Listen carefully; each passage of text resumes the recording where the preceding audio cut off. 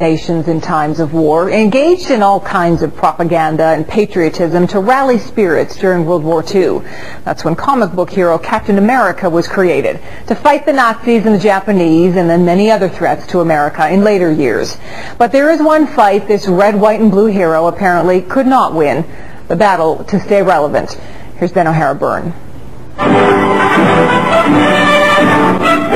He was born of an era when images, like so much else, was laid out in black and white. And through the years, he has been the defender of America, draped in the colors of the U.S. flag, seemingly indestructible, until now.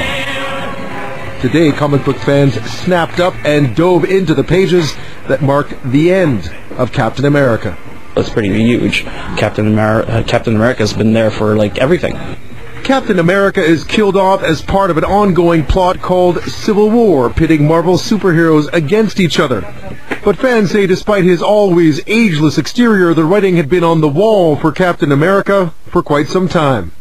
He was out of touch with America, is what they've been getting at the last few years. He doesn't know what to do with computers. He finds all his modern culture strange and foreign. Now, Captain America was actually created during World War II in order to bolster patriotic sentiment in the U.S. And as the Army recruitment ad on the back of the comic is a reminder of, not much has changed in the past 60 years. There's the war in Afghanistan, the war in Iraq, the war on terror. The American flag still a very powerful patriotic symbol. So it begs the question about Captain America's death. Why now? Is Captain America really standing for what America stands for anymore? Or is he standing for what he believes America is, or what the ideal of what America should be, or once was? Of course, death is rarely the end for superheroes. Many of these famous ones have died and been brought back to life, and this may all be another clever ploy to sell more comics.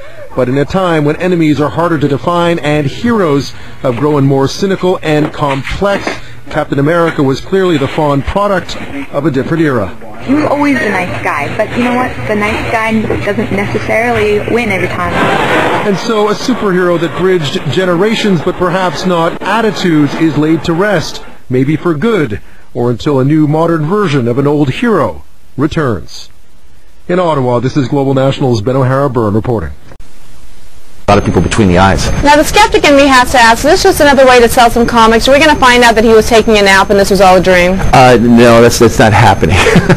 While the Captain America title will continue, all I could say really to our readers or to people who are looking to maybe pick up a comic for the first time is that this is also the beginning of a story, because the Marvel Universe has had a Captain America in it since 1942. So I don't think it's going to be without a Captain America, but the question is, who becomes Captain America? Who takes over the mantle? Because it is a very, very important role that's played in the Marvel Universe, and that's really the next story that we're going to tell, is what happens in a world without Captain America. Key to this in the comic, Captain America, war hero, secret agent, the man behind the mask, is to stand trial. His crime? Defying a new law calling for those with superpowers to register with the U.S. government, a law that came into being after a superhero's tragic mistake causes a fictional 9/11. 9/11, every child knew about.